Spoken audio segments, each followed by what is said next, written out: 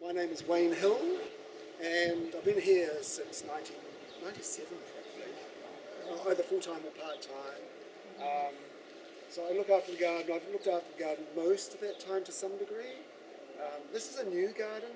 It was put in 2007, and it was specially designed by Marion Jones, who previously worked at the Botanical Gardens. It's got opposite leaves, and they're decussate, so they're north-south, east-west.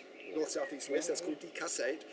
It's got these leaves that are ovate, oval, pointy a little bit there. They've got little crenations around their little teeth. It's a little bit rough and wrinkly, so therefore straight away we would say it's from the Lamiaceae. And it's a very different family than Urtica, the nettle. So it's not here. It's a little bit hairy, yeah, but it's not. It's a little fairy, but it's not nettle. So is that just a weed? This is just for us. It's just a weed. You can use overseas. They use it, but we don't use it. Some families like Asteraceae bed over here. We've got yarrow, we've got wormwood, we've got goldenrod, and they're all used for different things. Because Asteraceae is such a large family. They don't all have a lovely daisy flower like chamomile. White horehound we use for respiratory tract. It's very bitter. If you get like a culinary mint, or if you get some marjoram, or you get some monardo, they're all sort of much nicer smelling. And so if you look at a plant, straight away the colour or the shape can tell you something about how we could use it. And so things that have a lamium throat is probably good for throat complaints. And so things like sage, and we have rosemary, we have the marjoram, we've got oregano, thyme, they're all great for throat problems. So we've got 4 of these chaste trees. One of each of because we use the berries for PMT, PMS. Or perimenopause, we use it for a few things, but it's mostly a women's. So chaste has, it's Vitex. The chaste tree is Vitex agnus castus, and they have sort of these lanceolate type leaflets. So they're related, but I think aloysia, which is lemon verbena, is not. You can see calendula everywhere. We're allowed. We have orange and yellow, and we don't really know which is the best one. But I think maybe using both together. Just here and underneath on the shells, we've got chamomile lawn. However, anyone who's grown a chamomile, you know it takes a lot of work. So there's weeds coming everywhere. The Apiaceae, the dill and fennel. But we wanted echinacea to be here, so echinacea's there mostly now. We've also got Hyperica. John's wort. You're probably all aware that there's some bad press about it. Don't mix it with medication. Okay, so Hyperica, St. John's wort. So it induces one big liver enzyme. So it's one of the most important liver enzymes, which metabolizes over 50% supposedly of medications, so orthodox medications. And so what happens is, theoretically, if you take a drug and it's metabolized by the same enzyme as St. John's wort induces, then what that means is that drug will be broken down more quickly and there won't be enough of it to work in your body. And so the worst case scenario is cyclosporin.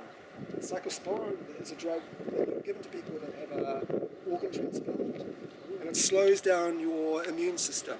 Okay, and you want that because you don't want your body to attack that transplanted organ. If you use St. John's with it, then what might happen is that enzyme might break down the cyclosporin, so there's not enough there, and then your body rejects the heart or whatever organ has been transplanted. I wouldn't like someone to keep coming back to me and spending hundreds of dollars a month, every single month for years and years and years, unless it was really important. It's more important for us that we teach our clients how to look after themselves, what food to eat, the lifestyle changes they may need, how to maybe even connect to the community, get out there and socialise, because that again is really important for most people to have a healthy lifestyle. Traditionally, it's used for skin problems.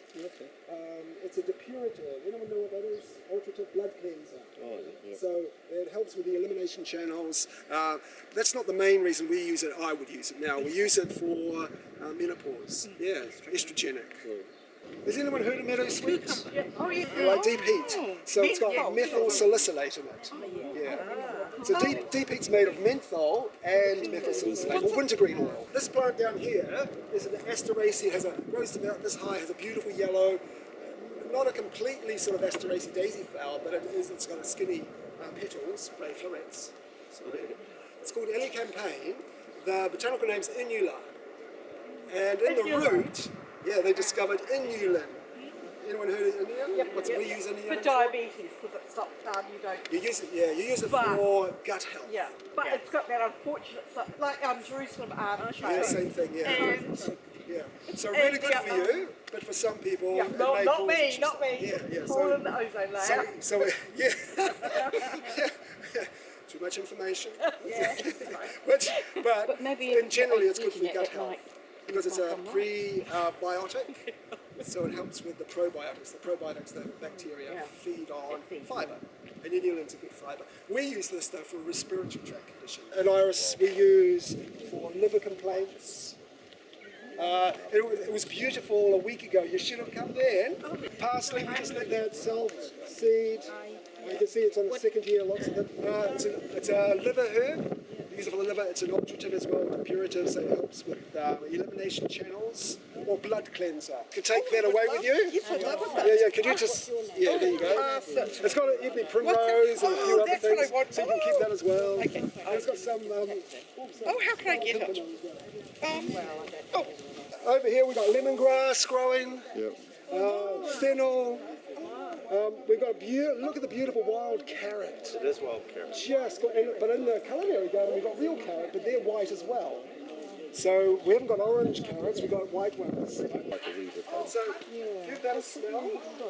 When you open a bottle in the dispensary, it smells. It puts most people off. So I don't use valerian for some people. So remember, everybody's taste perceptions, their smell perceptions are different. Valerian. That there is hypnotic as well. So that's poppy related to it. So Yes. So we use it as an analgesic and hypnotic. So the thing about it is it's not as powerful as opiate poppy. It won't take away pain completely like morphine. But it won't give you the side effects. It won't stop you breathing if you have too much of it. Yeah, you want to breathe. But my clients don't like it. It helps you cope with stress. Oh, I need some. Emotional, physical, any type of stress. So it's wonderful. It's also anti-inflammatory, immune modulating. This is St. Mary's thistle, or Silybum mariana. This is my favourite pattern. It's so good. It's got no interactions that we're aware of. So a lot of the herbal plants that are good for the liver may interact with some drugs. This one we don't think does. Does it look like the Scottish thistle? Yeah, the actual thistle card does, but you can tell the difference because it's called St. Mary's thistle or milk thistle because it looks like some milk's being sprayed on it. And apparently Mary used it for healing people. No, you take it internally. Oh, okay. Yeah.